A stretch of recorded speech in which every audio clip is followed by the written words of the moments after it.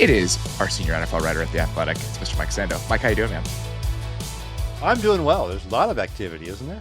Yeah. I wanted to ask you, you've done this for a long time, and you've covered many a trade deadline. We've gotten a lot more movement over the last couple of years than we got even like 5 years ago, but especially 10 or 15 years ago.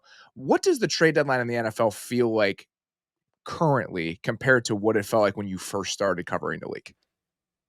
Yeah, way more teams are open to to moving things off their roster that really aren't that big of a deal in a lot of cases. Sometimes we're Yeah. seeing a lot more like, hey, you know what, we'll do a late round pick swap, or we're going to trade a guy. You know, Tre'Davious White hasn't worked out, but rather than cut him, we kind of look bad if we cut him or whatever. Let's find a way. Let's find a way to do something. Can I get anything? Can I get any sort of a thing out of these deals? So I think there's just way more.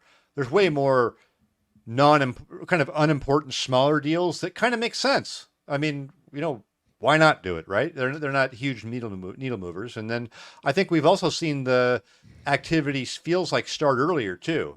It felt like there's just a lot of wide receivers moving early this year. And maybe in the past, if that had happened, you'd say, oh, there's nothing left at the deadline.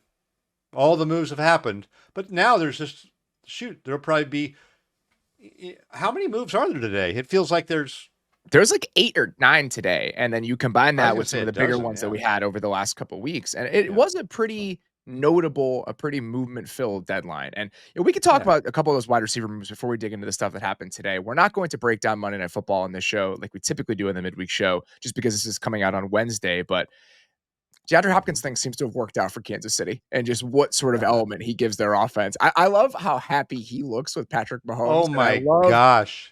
Even Mahomes afterwards on the broadcast last night when he was talking to Lisa Salters, she asked him, what does DeAndre Hopkins give you? And he immediately just goes, a guy who can win one-on-one.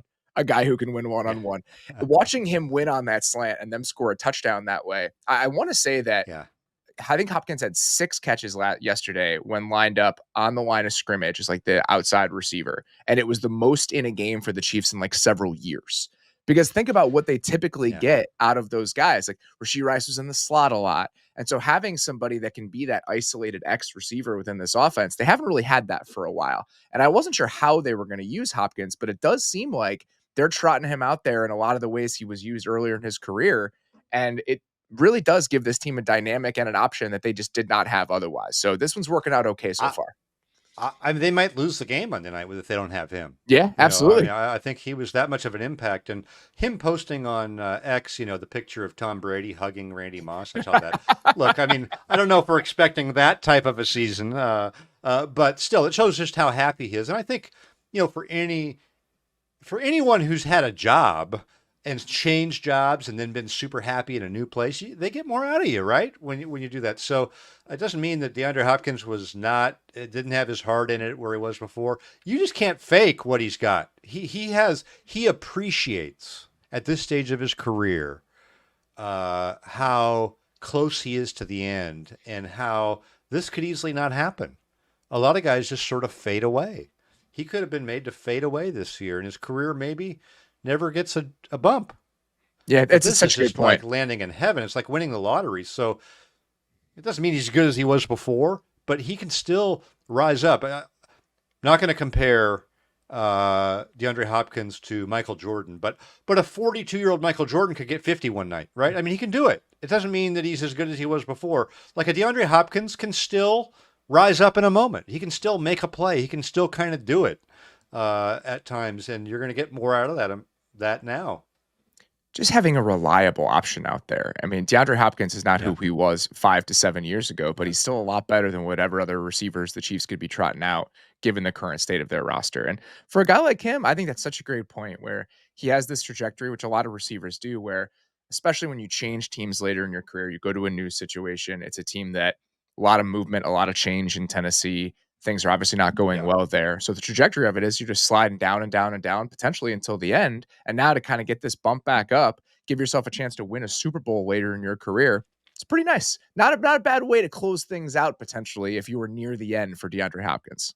Oh, love how appreciative he is. That's you can really see it in him, just the joy. So fun to watch. A great move for them, and hopefully for them, they can get Xavier Worthy going a little bit, not running out of bounds on the deep ball because they could have really broken that game open with a couple more plays from a couple of the other guys. And it's just nice that now that Xavier Worthy can kind of play the role that he was expected to play coming into the year, where you're creating Yeah, space for Hopkins and Travis yeah, Kelce. The pecking order of what the pass catching options look like now feels more correct than it did without Hopkins in the mix. So the Chiefs, obviously, Super Bowl contender, undefeated, one of the best teams in the league. They're making moves to try to put them over the top to win a title. And that's exactly what the second move that we're going to talk about here looks like for the Detroit Lions. The Lions go out, they trade for Za'Darius Smith this morning. The Browns get a 2025 fifth and a 2025 sixth. The Lions also get a 2026 seventh back in this deal. There's a reason that everybody who was paying attention to the league over the last month or so wanted this to happen, especially after the yeah. Aiden Hutchinson injury. I think it makes tons of sense for where the Lions are. It obviously makes sense for where the Browns are as they hit a soft reset heading into next season. What did you think of the Za'Darius Smith move to Detroit?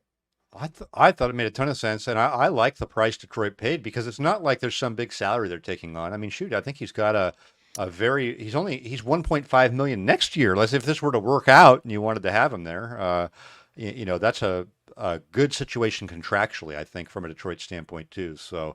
I love the move. I think there's a history of some of these guys right at about this age. Von Miller was 32 when the Rams picked him up. And Za'Darius Smith isn't, at his best as great as Von Miller was, but still a good veteran pass rusher who's going to benefit from a new environment. If you look at there's a little bit of the not only the DeAndre Hopkins factor from going to a good situation, but I also think the on-field situation is better too because in Cleveland they're almost always behind or have been, Mm-hmm. and you're not really in those favorable positions. He's now like an acrobatic basketball player who can get out on the fast break. You're running now with Showtime, and you're going to get the ball for some dunks and transition, and you're going to be able to in a big game in Detroit to go against the replacement for Christian Darrisaw in a big moment, maybe, right? And maybe make a big sack and a forced fumble when the lights are on and it's loud in that stadium in Detroit. I do like the move. It just makes so much sense. I mean, on every single level, they needed a pass rusher. Even the body types they like for their pass rushers. He's 6'4", 275. He's huge. He can play the run. The thing I'm most curious about, just from like a naughty X's and O's standpoint, he's done a lot of his damage this year lined up inside. And this is something he's done forever. I mean, you think back to when he was in Baltimore. Yeah, They were using yeah, him as like a spinner over the center in those pass rush looks. The Lions right now, I mean, some of their best pass rushing is coming from the inside. We didn't really talk about this in our recap of the Lions Packers game. Ali McNeil looks awesome. I mean, he is playing really, really good yeah, football now that he's back yeah. in the lineup. So I wonder for Detroit if this means that Za'Darius Smith is going to be more of a traditional edge rusher in those sorts of situations. Does that take away a little bit of what makes Yeah. him impactful? But either way, they needed Well, somebody like this in the mix. they do. What I'm very interested in, Robert, is what's his duty going to be? Because Mhm. usually when you're a contender and you add a rusher, sometimes you're giving him 20 snaps a game and you're just getting him through to the playoffs. If they need him to be playing a ton and, base defense and making tackles in the run game, it's a little bit of a different proposition. It's a little bit maybe riskier, just wear and tear and what it'll be late in the season. So that would be something to look at for them because I think they really need him when they're making that Super Bowl push. They might be the number one seed even without him, right? It's a But they great need him question. in the playoffs. It's a great question. And right now, if you're looking at it, just snap counts from last week, Al-Qadim Muhammad, who was like they got off the street essentially, played 33 snaps for them as like a outside or starting defensive end. He played a lot for them 2 weeks ago as well. I wonder if he gets fewer snaps on early downs for those Za'Darius Smith looks, and maybe James Houston comes in some of those pass rush situations, and you can move Za'Darius Smith around a little bit. So I assume Yeah, this will come yeah, at the expense of Al-Qadim Muhammad's early down snaps, which makes total sense. I mean, he's only in there because they've had to endure so many injuries at those spots. I mean, yeah, you go back to even the preseason, they lose John Kaminsky. I mean, this has been a lot more than Aiden Hutchinson. They've really chipped away at their depth at that spot. And so this is hopefully a way to steal some of that back by going to get Za'Darius Smith. The yeah, other big headline grabbing one today, this one's awesome on multiple different levels. Marshon Lattimore heading to yeah. Washington in a splashy move for Adam Peters and that new Washington regime in a season that has been significantly better than I think anybody could have hoped. Washington gives their 2025 third rounder to New Orleans. They have an extra third because of the Jahan Dotson trade. And so now you have Marshon Lattimore coming in there for a Washington team that has been trying to figure out what their outside corner spots look like. They moved Mikey Sainer still out there at one point. So I think this allows them to have a potential star level player when he's still healthy, and also maybe slide some other guys back into the roles they anticipated them having coming into the season. Yeah, was it more than a third or just a third? Was it multiple picks, wasn't it? There was some other things in there too, but the third round pick was There might have been a 4. Yeah. Excuse me. Yeah, I have all that. So it's Lattimore and a 5th to Washington for a 3rd, a 4th, and a 6th. So okay. The 4th and the 5th, like I'm sure that nets out to like a late round pick. So the 3rd rounder, I think, is really what matters here if you're the New Orleans and if you're Washington. I actually like this for both teams. I believe that Marshon Lattimore, in that terrible situation in New Orleans where we know we're waiting for 2 more years to even see the light of day, right? You're not going to get the best from him there. I just don't believe that. I think he is a go to a different scenario and possibly be a little reborn, right? I mean, some guys you get 100% all the time, no matter what. But some guys you don't. And I feel like this is one where a change of scenery probably benefits him to go to a winning type of a situation. Probably has a couple good years left. What are those good years worth to the Saints right now? They need to get younger players. So we can talk about the New Orleans end of it in a minute, but I do feel like for Dan Quinn, that you have a defensive head coach and he's going to probably, maximize the use of him and probably gives them a little bit more of ability in man coverage and just to diversify some of the things they're doing, right? Yeah, and I wonder it's a very good point because they played a lot of cover 2 throughout this entire season to hide some of those guys. And now, potentially, when you drop him into the mix, does that give you an opportunity to play a little bit more single high, to play a little bit more man if you want to in the right situations? I wonder on the Washington side, does this mean that Sainer still bumps back inside and they pull Noah Igbenogany out there? Or does this mean that they actually move Lattimore in there for Benjamin St-Juste? I don't know the answer, but something's going to have to give there. Yeah. And ultimately, whatever happens, this is very beneficial for Washington. And now you have him for the next 2 years. This reminds me a little bit when you look at the money of it and even the price tag. It's more than the Browns gave up in the trade, but in terms of how much money he has left on his deal and how many years he has left, it reminds me a little bit of the Amari Cooper trade, where Cooper had $20 million, I think, in base salary in each of the next couple seasons. Lattimore has $18 million in each of the next 2 seasons for his age 29 and age 30 years. And you can move that money around if you're Washington because none of it's guaranteed. It gives you a really good player for potentially a window if you're Washington, and you have him under contract for each of the next couple of years. So this is about more than a short-term rental for Washington, and that's partially why I like it. Yeah, that's the interesting part of it, because as this season unfolded for Washington and they were better than people expected, right? There was talk, hey, would they add a receiver? I don't know. It's kind of still a long-term situation here, right? Well, now you tack on a few more wins and you start thinking, okay, what's a piece we could use? And I think this is a good one at an important position where they didn't have somebody like this. And it doesn't, like you said, mortgage your whole future or anything. He could still be there for a couple of years. No, I think it makes sense. On the Saints side of this, they don't save any money in 2025. His dead money hit is about the same as his salary cap hit would have been because they restructured his deal as they've restructured all of these deals. They still have some work to do, right? So they're going to have to restructure some people. They could potentially get some cap relief if a couple guys retire.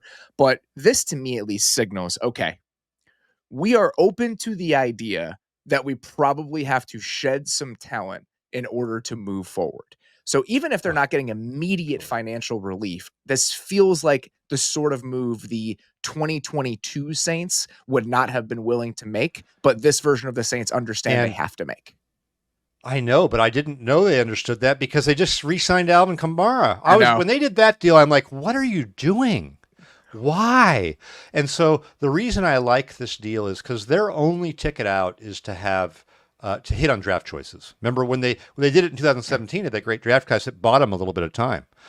They have to be able to do that, so they have to get picks. And then this prevents them from doing something stupid with Marshon Lattimore in a year or two because you're way.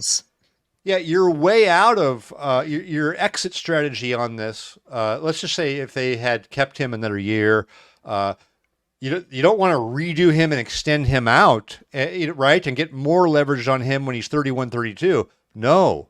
So I think the trade-off here was ideally from a cap standpoint, you probably would have made him a post June 1, and gotten some relief. But you're willing to kind of forego that because you're getting multiple picks.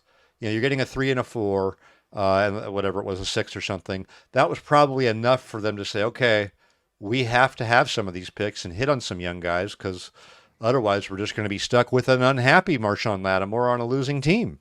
Who wants to have that? You save, I think, $18 million in cash, which, that's something cash. that, the cash teams is are a thinking big about deal. too, right? The dead money it was something we'll think about, but they saved $16, $18 million in cash. We'll do an actual considered look at this at some point. I know a lot of people are losing their minds about how shitty of a situation the Saints are in. It's undeniably bad. Okay. Like we know it's undeniably bad. I still think that there is enough that they can do to move money around next year. You restructure some guys, whether it's Eric McCoy, Granderson, some of the younger players on your roster, but even some guys that are not going to be part of your future, or guys like, man, I can't believe they're restructuring him. If you're tacking like 3 or 4 void years onto all of these, which these contracts all have anyway, for the most part, the damage is not going to be that bad if you're having to restructure $6 million here, $8 million there. You're adding like $2 million onto your cap for each of the next couple of years. It's not that terrible. So I do think I didn't know that was available to them, though. Is that available? We have to look at that. Maybe you have looked at it. There are so many. A few. Digging into what their cap situation looks like, it's like trying to read a foreign language. Like all of the different void years on there. Everybody's got multiple void years on their contract. I still think that there's no way they can just eat it all next year. That's impossible. They can't do that because they can't really cut anybody that's going to save them a ton of money. But even if they start spreading some of these out over the next few years, I still it's not that big of a deal when you actually look at the financial ramifications of it into 2026. They're going to have to move some money onto their 2026 books in order to get under the cap next year. But I don't think it's going to be an amount of money that makes an appreciable difference for what they can do adding players in 2026. I guess that's the way that I would put it. There's no way for them to take all their medicine in 1 year, but in order for them to take a good chunk of it, I don't think it's going to necessarily hamstring them that bad starting on that 2026 salary cap. Yeah. Okay. That is an interesting exercise. I think that'd be a fun one to go through someday when you'd probably have to have about 4 weeks of show prep to get it all laid out. You'd have to have multiple, documents open. You'd have to, and an MBA that I don't have, financial literacy that I don't have. Listen, there's a ton of stuff that has to happen. We'll bring in a consultant, athletic football show consultant. I think we'll try to figure it out. At this point, we do need one. And listen, there's tons of stuff that needs to happen. Like if Derek Carr agrees to a trade, that is potentially helpful for them. They save $10 million there. That makes it a little bit easier. There are a lot of discussions that are going to happen with aging veteran players for the Saints this offseason to make this a little bit less painful on their end. But the Raiders need a quarterback. The Raiders need a quarterback, just I'm sure somebody's going to need a quarterback heading into next year. All right, let's keep running through these. A few more that I think are particularly interesting. The Steelers make 2 trades today. They give a 2025 fifth to go get Mike Williams from the Jets, and then a 2025 seventh to go get Preston Smith from the Packers. I think both of these make sense if you're Pittsburgh on a few different levels. So right now, Mike Williams fits what the Steelers want to be on offense. If you look at what they've been doing with Russell Wilson, it's play action bombs away, baby. And so having big 2 guys, guys, deep big ball, guy, contested catch guy, deep ball option. And now it allows you to maybe move George Pickens around a little bit more than you even were because you feel like you have another big bodied X receiver that you can use in that role. So I think this makes perfect sense for a team that was trotting Van Jefferson out there a lot more than they wanted to. And then on the Preston Smith side of this, from the Pittsburgh perspective, TJ Watt and Alex Highsmith were essentially playing every single snap for the Steelers defense because they had no depth at that spot. They lost one of the Herbigs. I can never remember which is which, who's the offensive lineman and who's the edge rusher. I don't think it really matters. But because he's dinged up right now, they had really no depth at that spot. So now this just gives you another body to hopefully take a little bit of the workload off of Highsmith and Watt just to keep them as fresh as possible. I agree. Remember, Marcus Golden retired before the year, right? Yeah, that's right. Two for them. So I see this as, Green Bay has a bunch of guys, a bunch of pass rushers, sort of this big rotation of guys. So they have a lot of depth, but they're a young team, and Preston Smith's not really. He hasn't really like taken off in the new scheme or anything like that. So he's a little bit of an odd man out. Steelers the opposite, need depth. Need depth. So this makes sense, I think, for both to give a little bit of our depth, who's not going to be in the future, right? He's an older player, Preston Smith. Steelers get somebody because they need, like you said, they got too many guys playing, or too few guys playing too many snaps. Seems totally logical.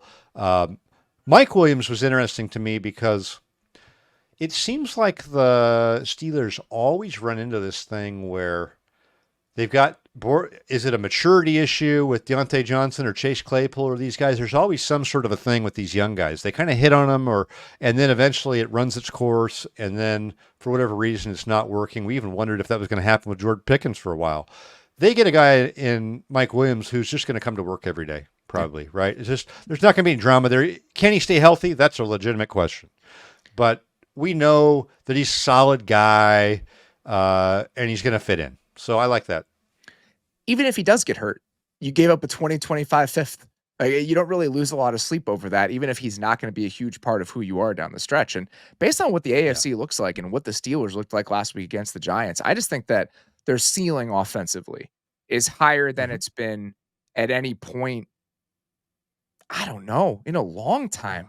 I mean, probably like the second to third to last Ben Roethlisberger season is the last time I can remember feeling this level of legitimate hope for what the Steelers can be on offense. It's been a while. Their ceiling was so low, Russell Wilson was hitting his head on it when he got there. Okay.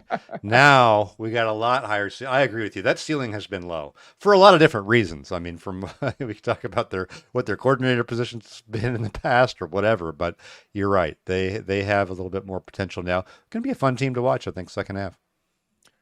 2020 was the last time. That was so. Excuse me. So the second to last Ben Roethlisberger season, the Steelers were actually okay. They scored 26 points a game. Roethlisberger threw 33 touchdowns. It was a strange offense. I mean, that was in that era where they were just living in the gun. And if you look at the rushing numbers on those teams, that Steelers team, James Conner had 169 carries. He was the leading carry getter on that team with 169. And that was the year where Roethlisberger was it was working, right? He was getting rid of the ball very quickly, but it was working. In 2021, that was the year where he was getting rid of the ball very quickly, and it was not working. So it's been a solid 4 years since I've had a legitimate sense of excitement, might be strong, but there's been this sense of intrigue about what the Steelers can be on offense. So this is a decent spot to be considering their recent history.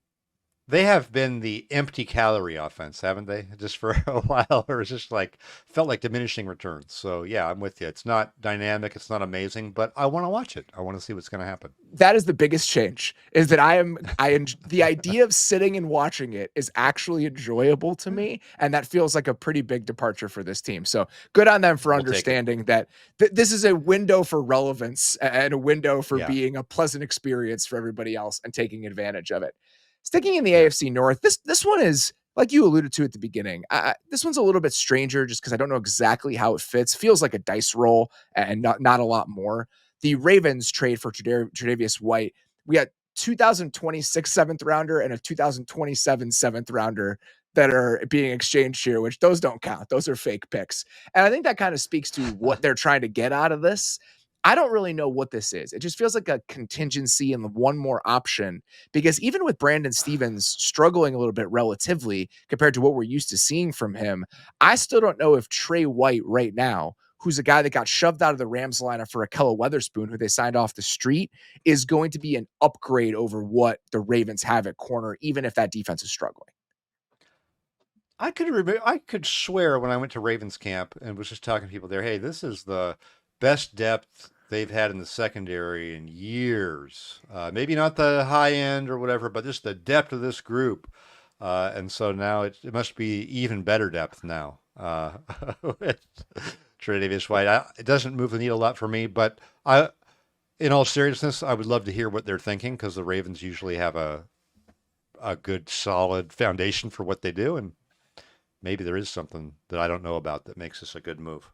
I'm genuinely curious. I mean, Jalen Armour Davis is hurt right now, so there's a chance that they literally just needed a fourth corner, and that's how they were conceiving of this. And if that's the case, that's totally fine. And I Yeah. think the price tag would actually lead you to believe that. But again, Trey White is somebody that Does he have a just was what's not his in. salary?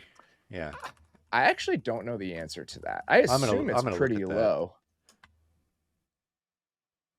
Yeah, Yeah, it's 1.5 his million. salary's Yeah. 1.5, so yeah. So anyway. That was essentially the case with all of these guys that were moved at the deadline, by the way.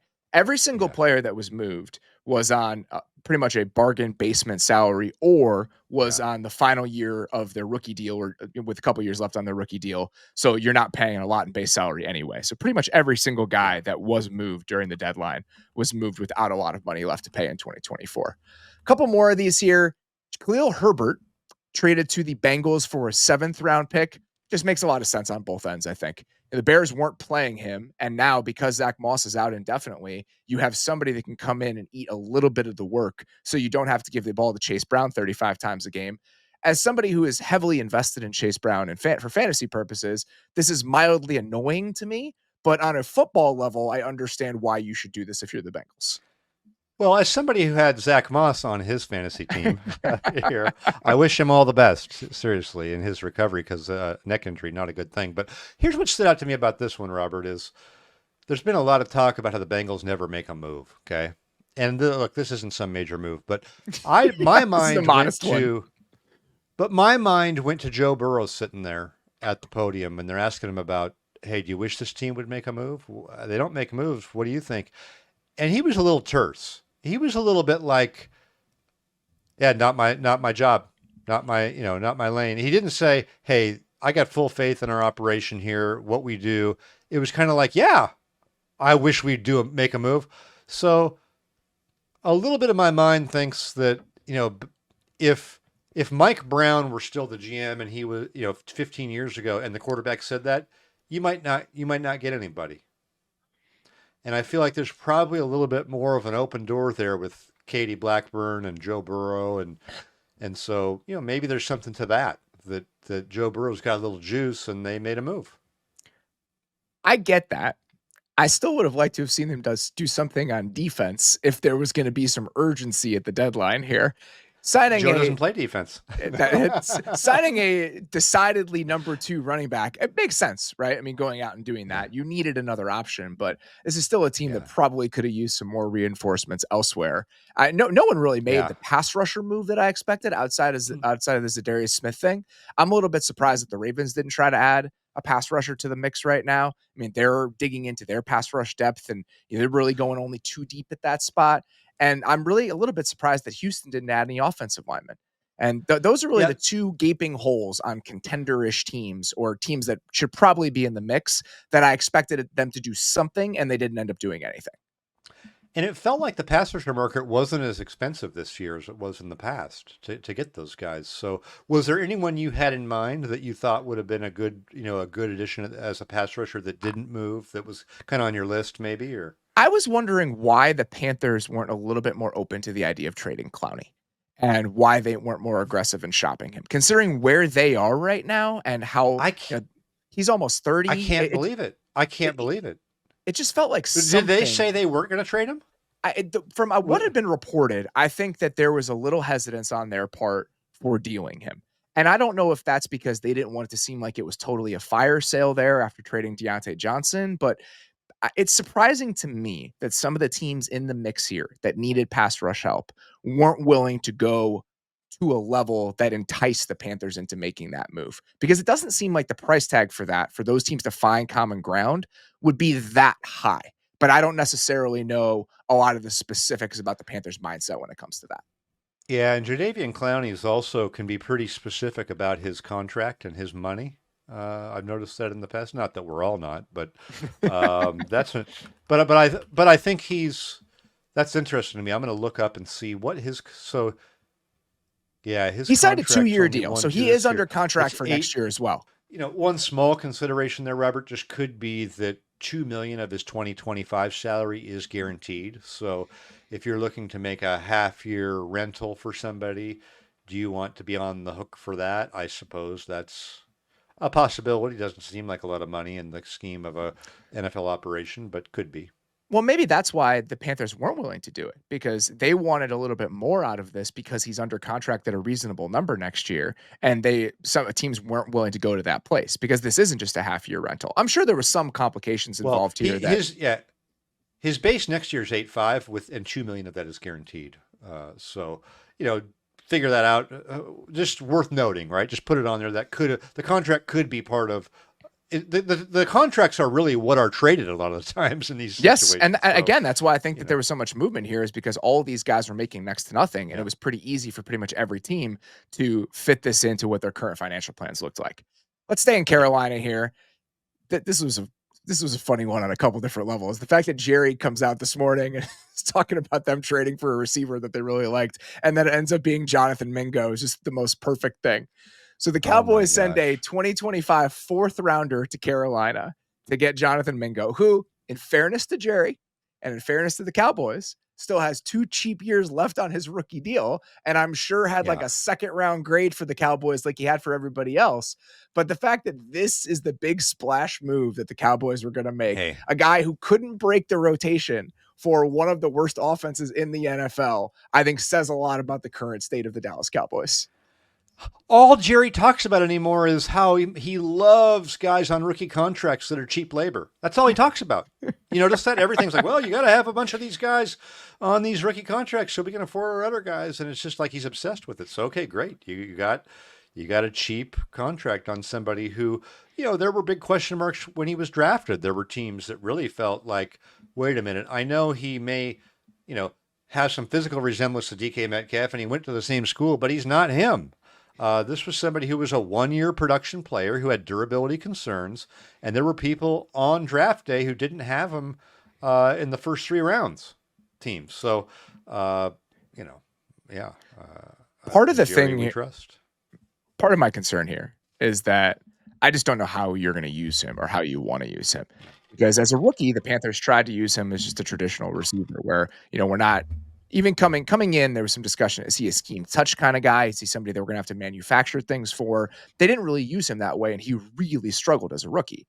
This year, he was playing mostly in blowouts, especially early in the season, doing some work out of the slot, but still, not a varied workload and not varied usage that would make you excited about what he can be as more of a traditional receiver. But even as somebody who's going to be a potential yak guy or a person that you can scheme touches for, he hasn't been that dynamic with the ball in his hands. So I don't know, and I'm just curious what the Cowboys see as the potential plan and path forward for him, other than we had a decent pre-draft grade on him. We got to do something to shut people up. This is what we're going to do. I guess, yeah. I know the Panthers last year were expecting more from him in terms of his kind of play speed and ability to get open. They just felt, I think that was a little bit of a frustration and why he had a hard time getting going there. And so, maybe this is just a draft day grade. Somebody in Dallas liked him. And the thing about the Cowboys is we don't even know, who's going to be calling the offense next year, right? It's a interesting situation to say the least. Yeah, now you have a guy that you spent a 4th round pick on that's going to have a new offensive coordinator and a new offensive system, and we have no idea if those coaches are actually going to like him. Did they call all the potential coaches and say, what do you guys think about Mingo just in case we hire you? Jerry called Belichick, and he was just like, how do you feel about Jonathan Mingo? You like Jonathan Mingo? He got the okay, so they were good to go. Yeah, I'm sure that was the case, looking ahead, to those candidates and really figuring out who. There must be a lot of Mingo fans out there. Let's just put it that way. All right, we had some ill-timed movement in the NFL over the last 48 to 72 hours or so that fell into the gap between when we record our Sunday night recap and when we're sitting down to record this. The biggest bombshell of all of that, which we alluded to a little bit talking about the Marshon Lattimore trade, Dennis Allen fired as the head coach of the New Orleans Saints. Special teams coordinator Darren Rizzi is going to be taking over as their interim head coach. As you were thinking about the Saints situation, talking to people around the league, did you feel like this was sort of an inevitability, or was the Dennis Allen move still a little bit surprising for you? It was surprising to me. I thought they would do it after the season, but in fact, I think we were asked last week in our roundtable which ones I thought would open, and I didn't think this would open now, but I will say this. There are certain owner override moments Mm-hmm. for teams. Okay, so they had lost a bunch of games in a row, but we sort of knew. I think they liked Dennis Allen, whatever. Didn't have they weren't they knew it was going to probably not end well for him at the end of this year. But then you lose to Carolina, so that's a little bit of a wild card type of a thing where the owner then let's just the owner maybe you could easily see this. They probably thought about whether to do it last off season, right? They probably thought about it. Didn't do it, but they had some questions. Now you lose to Carolina, and you've already lost six in a row before that. I think this is one where the owner suddenly decides to make a decision, and that's just the way these things happen sometimes. It definitely surprised me from a timing standpoint. But like I said, when the owner gets mad, things happen right now. I thought it would happen even sooner than this.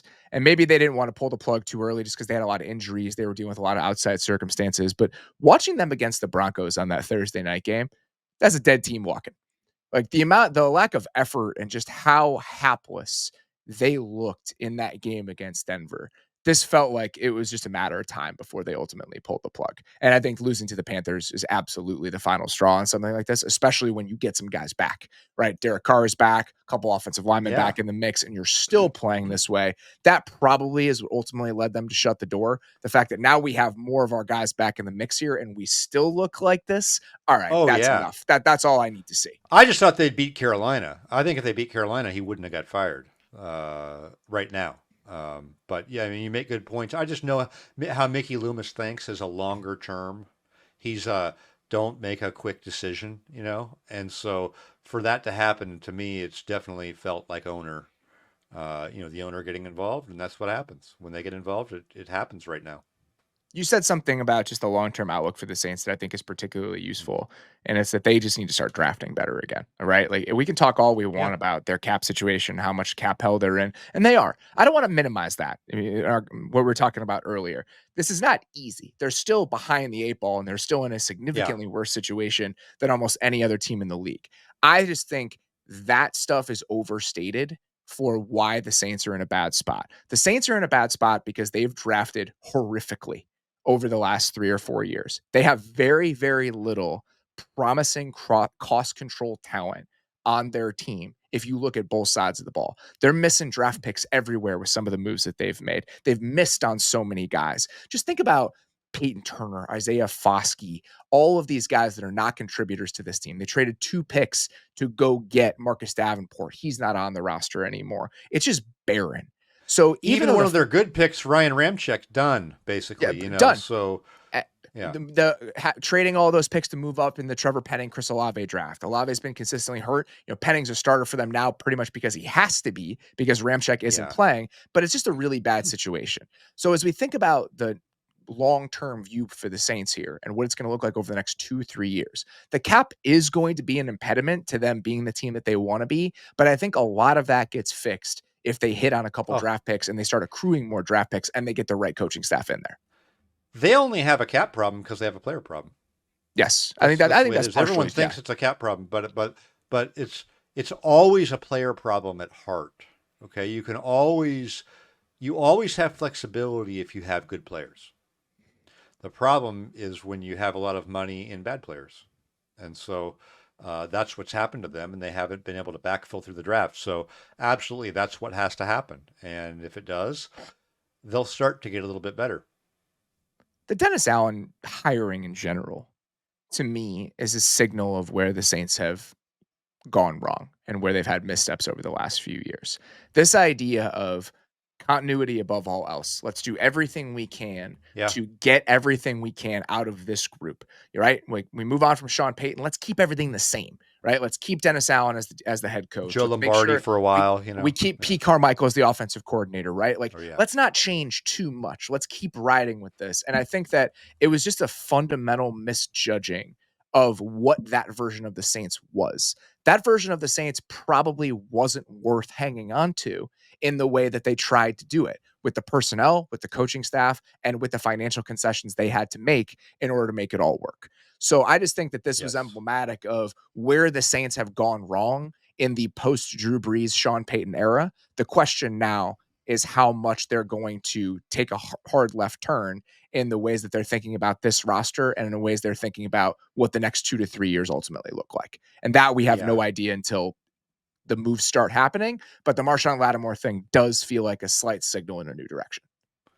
Yeah, I said Joe Lombardi, but you were right, Pete Carmichael. Keeping that continuity, I get it when you've had such a, Sean Payton was such a big force there and had such good success. So they decided, let's try to kind of keep it going. I thought this year in hiring Kubiak as their offensive coordinator, that was the first time they really made a clean break from the offensive system. And so And it looked okay for a little bit until everybody got hurt on the offensive line. Yeah, and so who knows? Maybe he's part of the new staff, whatever they're going to do. They could hire an offensive guy, but I'd be anxious to just kind of see the extent of it structurally, just organizationally. They empowered Sean Payton for a long time, right? What's it going to look like? What's going to kind of be the pecking order there, and the type of coach that they have, and just how their organization is kind of run? It's been the same for a long time. So, yeah, I think this is probably the time to reassess that. So I want to ask you this because, again, you're somebody that is Mickey Loomis has been around for a long time. We know what sort of influence he has in that building. Do you feel like him sliding into like a slightly different role in all of this could be part of them looking at a soft reset? Because he's more than just the GM, right? Like he is such a fixture there in terms of how the Bensons have seen him, and he had roles in a lot of the things that they were doing. Do you think that there's any sort of chance that as they look at all of the options they have over the next couple of years, he's somebody that could potentially slide into like a president of football operations or advisor role, and they could bring in a new GM to kind of just keep a new perspective and some fresh blood with this? Yes, but and he's also been involved with the Pelicans too. So that's what I mean. He's more than just the GM of the NFL. But he's not. But he's not really a football GM. Hey, the Football GM podcast, our buddy Randy's there. But he's not really. His background's in the cap and business.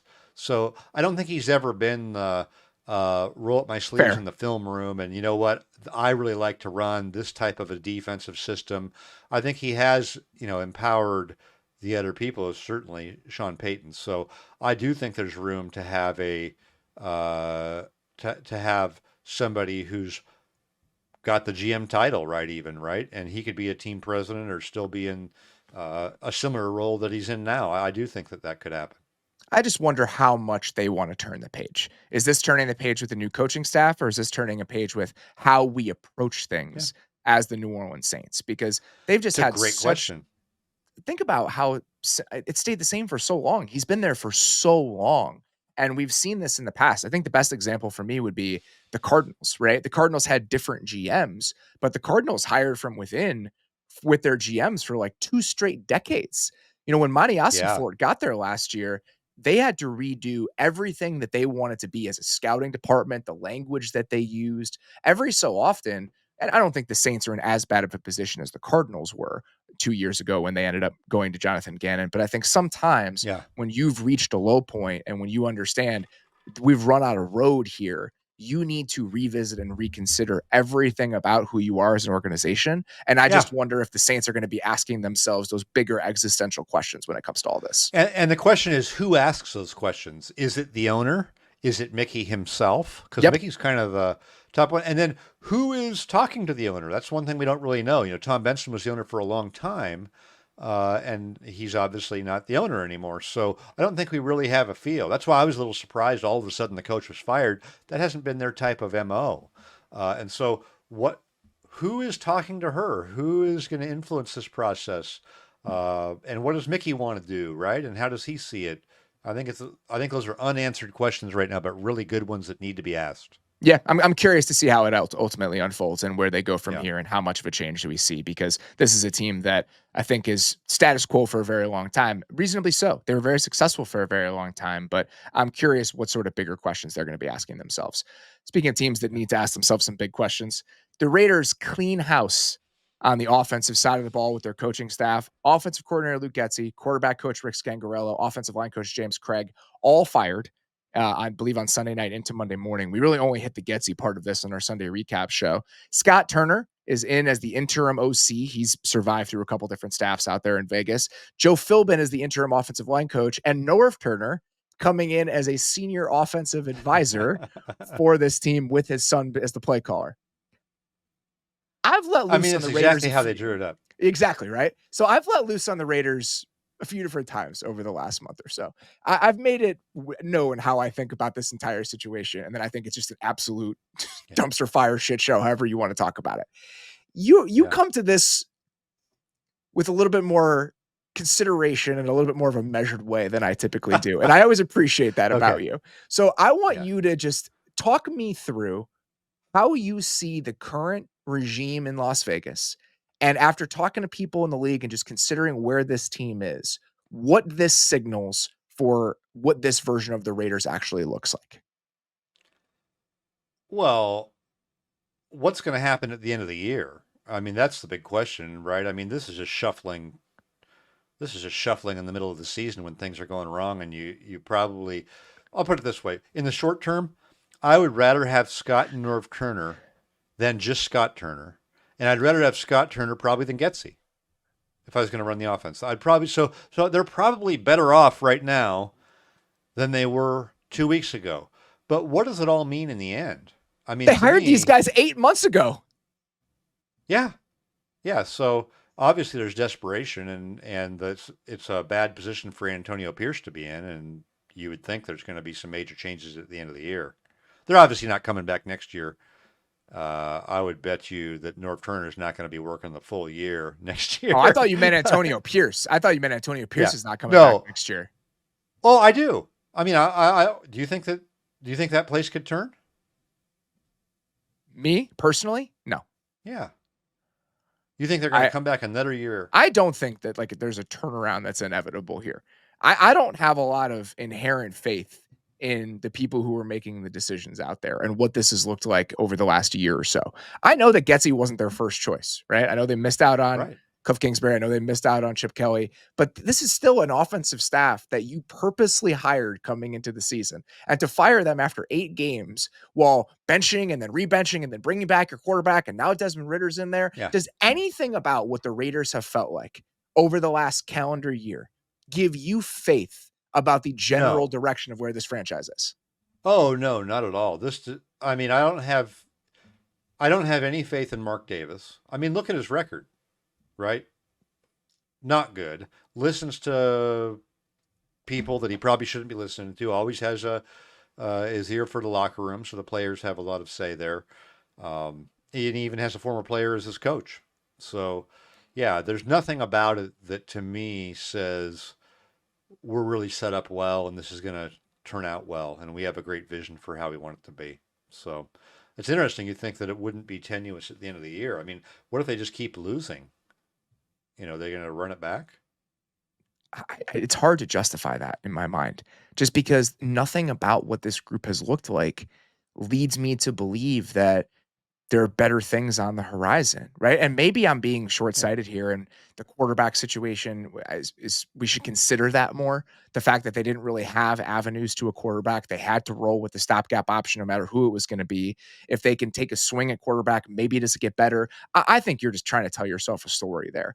I don't think any answer on the other side, outside of like a franchise altering sort of guy that you can pick at the top of the draft, like those guys like Joe Burrow, where no matter what else is happening in the organization, if you land somebody like that, you're going to enter a new era, whether you like it or not.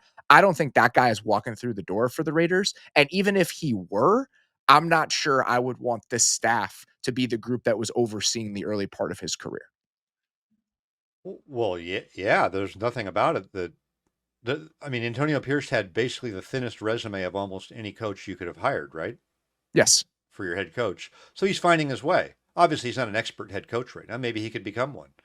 But in terms of hiring, managing the staff, all that stuff, he's probably not amazing at it, right? Just based on his resume and based on the results and the things we've seen. Like you said, hiring guys, firing them.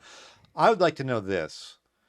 Who is in favor of doing what there in terms of, hey, who was it who wanted to pay Gardner Minshew $15 million or whatever it was, right? Mm-hmm.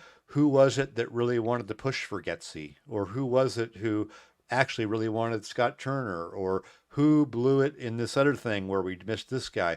I think that those are the types of things behind the scenes that can really matter in terms of what the owner's going to do, um, right? In terms of who gets blamed for what. Yeah, and we don't really have a sense of that. But again, I think that's why when it comes to all of this stuff, the way that I've conceived of it and the way that I've framed it is, I don't have faith in the leadership there. I don't have faith in Yeah. whoever it is collectively that is making these decisions. And with every passing day, I think I have a little bit less of it.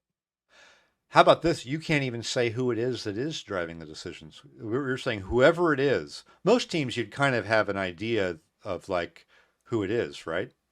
Yes, and the I fact get that it. you don't, I I think don't says a know. lot. Well, I don't know what Tom Telesco's doing, what Antonio Pierce is pushing for, what Mark Davis is, what the guys Mark Davis was talking to in the hiring process, Ken Herock and all these guys that you heard about. I mean, it's kind of a mystery. And you don't really look back, you don't really look through it and see a pattern to it or some thing that made a lot of sense. Let's Yeah. stick with teams that are feeling a little bit rudderless right now, and that includes the Dallas Cowboys. Prescott's going to miss each of the next 4 games. I mean, by the time this stretch is over, they're probably going to be 4-8, 3-9. The season's going to be more over than it already feels like. I mean, I think it's safe to say we can already kind of turn our heads and turn our attention to what the Cowboys are going to look like in 2025. Do you have any sense for how they're thinking about Mike McCarthy, the future, and just what the next year or so for this organization is probably going to have to look like? Not definitively. I have felt like in letting Mike McCarthy go this deep into it, Jerry Jones is doing two things. One, he feels like a lot of coaches just commit way too much money to a lot of teams commit way too much money to coaches they're going to fire, and he doesn't want to do that. So, because remember, Jerry's all about the business component of this. He wants the guys on the cheap contracts. He doesn't want to be the guy who's paying a guy who's not there, even though he could easily afford it. So there was some of that let him get into this. I think he likes working with McCarthy, but I have bought into some of the other scenarios too, where who will be the next guy? Would he turn it over a little bit more to somebody with a Belichick possibility? I think that the Cowboys might be the only team Belichick hasn't criticized at this point. I could be wrong on that, but that's one thing we should do is look at who is Bill Belichick ripping, and does that have anything to do with where he's going to go? So I don't really know what they're going to do at the end of the year, but I assumed in letting Mike McCarthy go into the last year of his deal that it was because he had some uncertainty about what he wanted to do. How could you come off of this year and feel like, you know what, I really want to sign up for more of that, right? It doesn't feel like that would be the natural culmination of this. It's I really my think only. the interesting. Yeah, go Oh, ahead. go Yeah. ahead. No, go ahead. The interesting part about Dak being injured is if he didn't have the contract, I think it would be very interesting because he just maybe would shut it down and go into free agency. But he's got Yeah. the contract, so I don't know how that affects what he's going to do.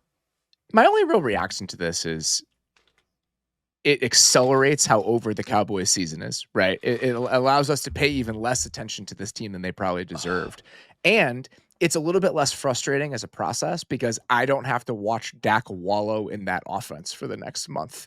So, just from my perspective, I think this just cleans up my relationship to the 2024 Cowboys in a way that I appreciate. What happened? The offense was humming last year. Dak was looking really good, wasn't he? I think that a few different things, considerations that I would have there. One, when the offense was humming, when they were coming out of the bye, the best stuff that they were doing is just stuff they stole from other teams. That's what the most exciting things about the Cowboys offense were last year, is that they were looking at what teams like the Dolphins were doing and these teams using a lot of motion and just how dynamic those offenses were and said, oh, we can steal a little bit of that. And I think when they got to the end of the year and they ran out of gas, it was very much a sign that this was not an offense that was innovating on its own terms and that could continue doing so deeper into the season. I don't think we ever saw that out of this staff. And you watch what they look like on offense right now, I think that's a confirmation is that this is a team that is static, it's unimaginative, the offense feels completely lifeless, everything is 10 times harder than it has to be. I think that is essentially the status quo norm for this group. And the small pocket of dynamic play that we saw from them last year is the exception to what the Mike McCarthy offense has looked like in Dallas. Yeah, I have felt like the Cowboys are just increasingly boring to analyze. Very much so. I feel like there's such a malaise over the jerryness of it all. Just the fact that it's the same old story over and over, that I'm not even excited about thinking about what they might do. Doesn't it feel like they're just sort of resigned to being in this same pattern they've been in? I don't get the same excitement I do as when I think about, hey, what could the Saints do? Let's figure our way out of this. Or, hey, if you're Carolina, what would you be thinking? Like you could get excited about trying to think about some kind of a plan. I feel like it's just so Jerry dominated with the Cowboys that I've done that for 20 years. I don't need to do it. This may seem harsh, but I'm going to pose it to you anyway. Outside of how expensive their facility is and how much their owner talks to the media, what is the difference right now between the Dallas Cowboys and the way that they do business and the Cincinnati Bengals and the way that they do business? Yeah. Yeah, I think the Cowboys make a lot more money because they don't spend it on the team. Yeah, I agree. Jerry's all about the money. I mean, I think he's clearly prioritized his own voice, right? And the business side of it. And he would not trade those things to have a better chance of winning at a higher level. The Bengals are a team that we always talk about. Oh, the Bengals don't really do much. They're not going to spend a ton. They're going to draft and develop their own players. They're not big players in free agency. The Bengals have been more of a player in free agency over the last 3 or 4 years than the Cowboys have been.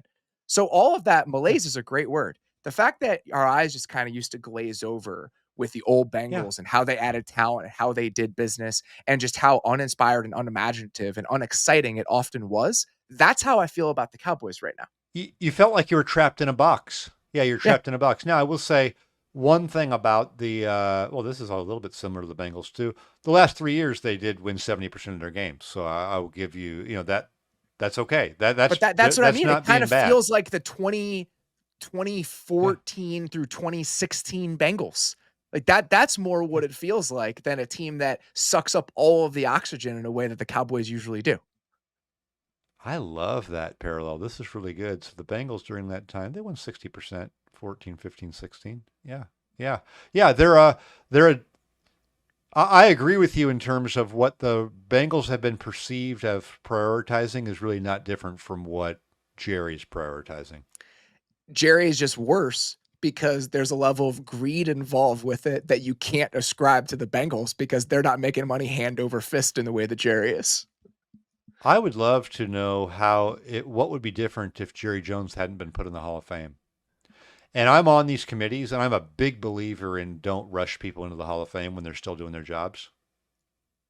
But if he didn't have a gold jacket, that would be interesting to me. Like, would he behave differently? Because he's really such a made man that he can do whatever he wants. There's nothing anybody can do for him. Before we get out of here, we haven't had you on the show in a while, and I think this is really good timing to have a conversation like this. I'm always so interested in the things that are on your mind and the things that you're paying attention to. And as we get right past Halloween, as we kind of turn our eyes to the second half of the season, what are a couple things that you really have your eye on as we think about the way that the second half is going to unfold here? So second half of the year, Justin Herbert, Greg Roman, offense, Chargers. There's been some signs of life. If you go, and I'm gonna probably write about this soon in my Monday column possibly, but there's some markers there. It's just kind of interesting. I think this is one where Jim Harbaugh has put this big stamp on the team of style of play, and his game ball presentations are must watch stuff.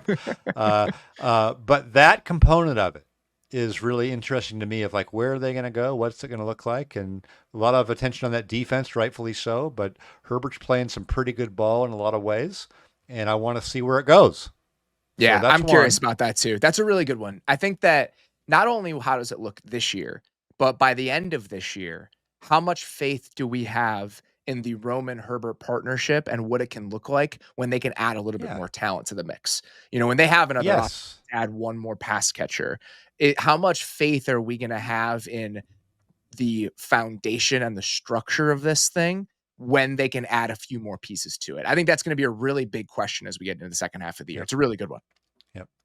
My next one is the Eagles are quietly 6-2. They're only one game off where they were last year when they were 7-1, and people were saying, "Wow, it's amazing to have such a good record coming off a Super Bowl loss." A lot of times these teams kind of languish.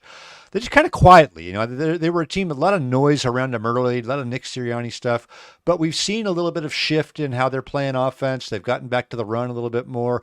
That's another one where we're talking about Herbert and Roman. I'm kind of like, it's not so much Hurts and Kellen Moore. It is kind of, but it's just more like their operation, right? I mean, if they can just stack some wins here, how good could the Eagles be? And look at by the end of the year, I think is a interesting question. We've wondered about it. We've had some doubts at times coming into this year, just the staff changes, and not that we didn't like who they hired. We like who they hired, but just the fact that where was Sirianni and all of this? It just kind of felt like you could slide off easily, and they've stabilized it. So that's another one. Yeah, I think I want to have a conversation. I think Derek and I are going to over the next week or so about the Eagles' defense, because I think that is the biggest thing that's changed for me over the last month or so. Is that earlier in the year that defense was a below average unit. And that wasn't a disaster. They weren't struggling that much, but it was a pretty forgettable group. And now they've really been playing at a high level over the last month or so. I mean, they're 8th in defensive weighted DVOA, which puts a little bit more stress on the last couple games. And so the arrow is very much trending in the right direction for what that defense looks like. And you combine that with the talent level they have on offense. And suddenly I think that they've become a much more interesting proposition in that second tier of the NFC that's pretty watered down right now. Yep. I have two more. One of them is, hey, what kind of becomes of this Texan season? The Stroud, Slowick was a hot thing at the end of last year. They still have a good record, but, where's that headed with their offensive line situation? What are we going to feel about them at the end of the year and just kind of where they're going and what they need to do? I don't know that it's a big crisis or anything, but I didn't like at all how it looked in the Jet game. I didn't like how Stroud looked. I just didn't like the whole thing. The whole feel of it to me was bad. So, maybe just a short week here on the road and that's the way it goes, but we were real excited about that situation by the end of last year. Are we going to be as excited 6 weeks from now? If it was just the Jet game, you can explain that away. The fact that it was that Jet game after the way that they played up front against the Packers, that to me is the biggest concern. And this is an ongoing problem. The way they played against the Packers and the way they played against the Colts, and just how many pass protection issues they had against the Colts. This is now like a 3-4 week stretch where this has been a huge, huge issue.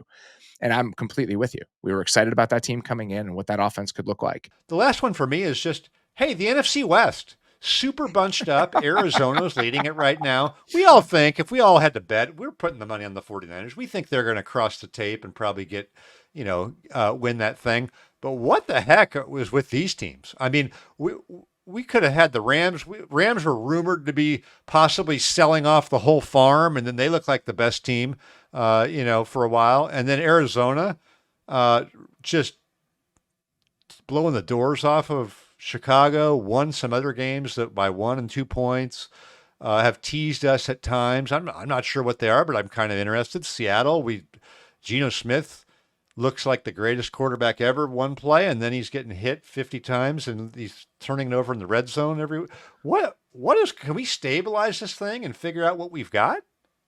I'm very interested in this division in the back half for a lot of different reasons. I'm excited to see what the Niners look like with McCaffrey. I'm very excited to see what this Rams defense looks like over the second half of the year. Like the young guys up front are really playing well. It seems like they've settled things on the back end a little bit. Obviously, they're healthier on offense. And I'm with you on the Cardinals. I think that there's a lot of interesting stuff happening in Arizona. I skipped this one, and so we should talk about this now. The Cardinals traded for Baron Browning over the last 24 hours or so. To me, it makes perfect sense. Baron Browning is somebody I've been pretty open about appreciating aspects of his game. He's a really, really good athlete, obviously moved to being an edge rusher into his NFL career, somebody that hasn't been doing it for very long, but we've seen some really intriguing flashes.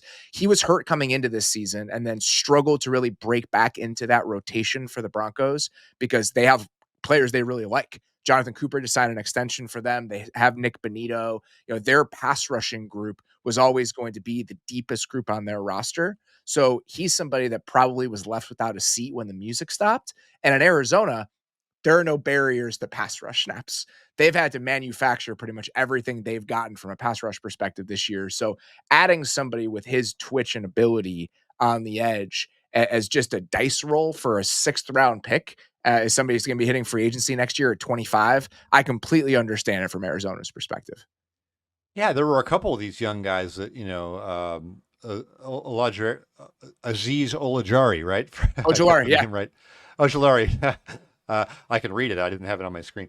Or two younger guys that are pretty good players that you'd think you'd want to hold on to, but were potentially available. So, from a Denver standpoint, I know they re-signed Cooper, but I also sort of get the feel that like Sean Payton is okay trading away someone that someone else picked. If that was Yeah. his guy, I bet they'd have a different role for him. So I like that from an Arizona standpoint. You can take advantage of that sometimes.